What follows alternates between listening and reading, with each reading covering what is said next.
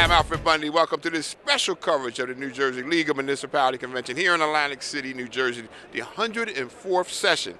This show is brought to you by Altice USA. My special guest is a friend after so many years of interviewing him, and a longtime mayor, 27 years at the helm in Elizabeth, Mayor Bollwage. How you doing, Mayor? Pretty good, Al. It's really good to see you. I'm glad I kind of stumbled upon your booth here. Yeah, we're glad you. Well, that's how Atlantic City is. By the way, you see the sports betting. This thing is like really taking off. It's kind of like saving the casinos and saving the racetrack. But let's talk about your town.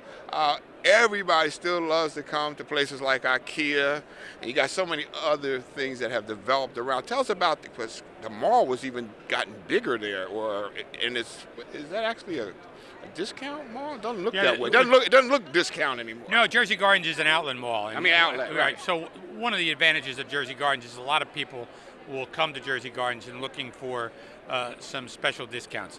We get people from Staten Island. There's a shuttle service coming over from New York City every day that works out extremely well. IKEA is doing well. They had a building next to it that they owned was Incredible Universe. They have just leased it out to Raymore and Flanagan and a contractor. So that building's going to bring a lot more jobs into the city of Elizabeth.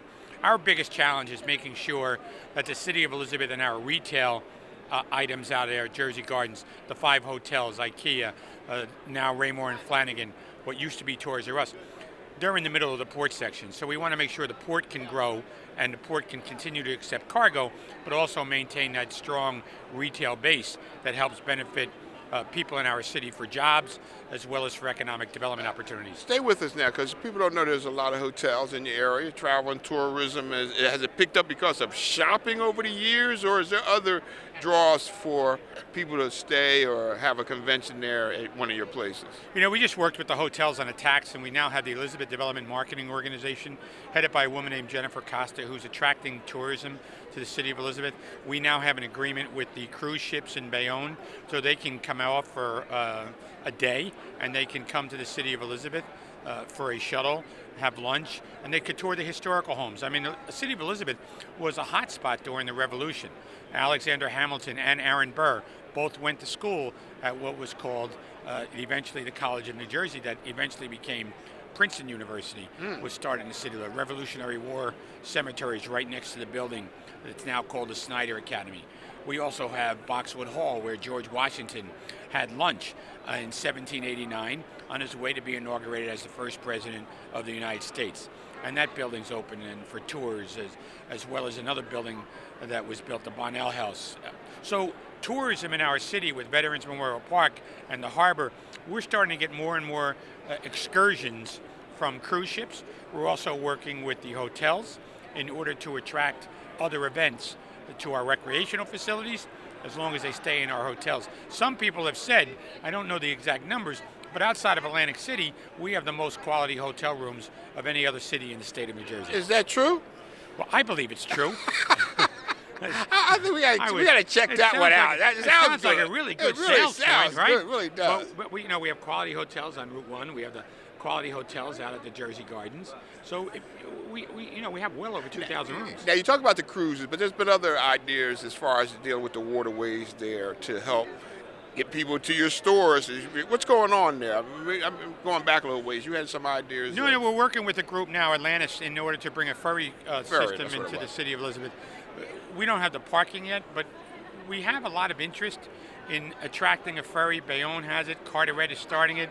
Elizabeth is an ideal spot to get to the harbor. I've been on numerous cruises with the Chamber of Commerce. I think it's important to recognize that the group that's coming in is going to do charters for weddings, charters for parties, and they'll be able to park in the city of Elizabeth. We'll have security there. They can rent the ship, and they can go out to the Hudson River or the East River to have a wedding, a bar mitzvah. It'd be an enjoyable event. A few other issues before you go. One is certainly vaping and e-cigarettes have kind of like been a real concern. What are you doing in your city to deal with this issue? Well, as a reformed smoker, I haven't had a cigarette in almost 40-something years. I think vaping is a really dangerous situation.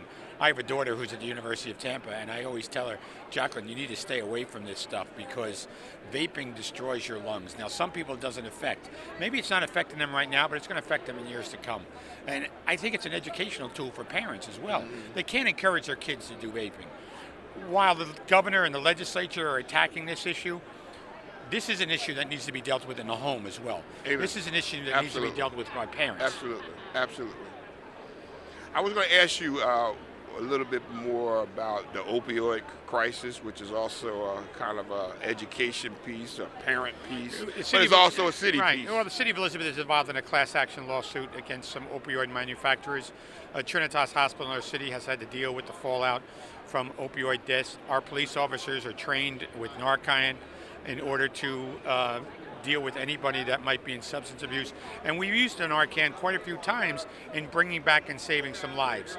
We've been looking at, gets to that point. I know a lot of your emergency health workers have their first responders have to be concerned about fentanyl and that type of thing nowadays too. It's just really kind of scary stuff. The synthetic drugs are even worse because they cut it with synthetic items, and that makes it even more difficult. Right. And if you're strung out on heroin or strung out on opioids, or you're hitting the medicine cabinet and then you're buying this stuff on the street, you're really playing Russian roulette with your life.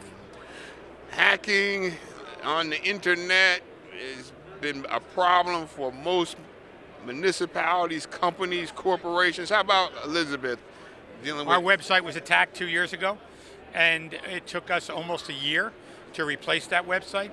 It took us an awful lot of time. We now have a secure system.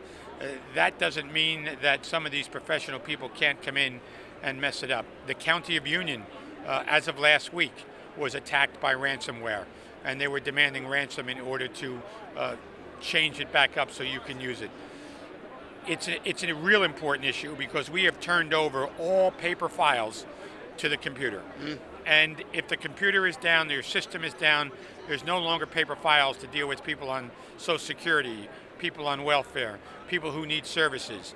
And then they're going to have to come in and wait, and it's going to make it that much more painful. Before you go to questions, I'm asking everyone today, what are we losing or gaining with having Donald Trump in the White House? Well, I'm not a fan of the current president. I watched him ruin buildings here in Jersey City. I'm sorry, I'll start over that. I'm not a fan of the current president. I've watched him ruin buildings here in Atlantic City. I've watched him destroy people in New York City. He is in my opinion, a very evil person. And this whole impeachment process, you don't have the votes to knock him out. I think the best thing the Democrats can do is coalesce around one candidate and defeat him in the November 2020 election. Because this attitude, this misogynist person that we have in the White House today, where everyone who comes and testifies against him is not a Trumper. He hired all these people. It's a little difficult to say that these people are against me because they never liked me to begin with. Well, you hired them. That's enough to say about his character. Well, many of them, he forgot about who they were the next day. Stay with us. This is Al Bundy for Altice USA, my special guest, Mayor of Elizabeth, Mayor Bollwage. Thank you so much. Thank you, Al.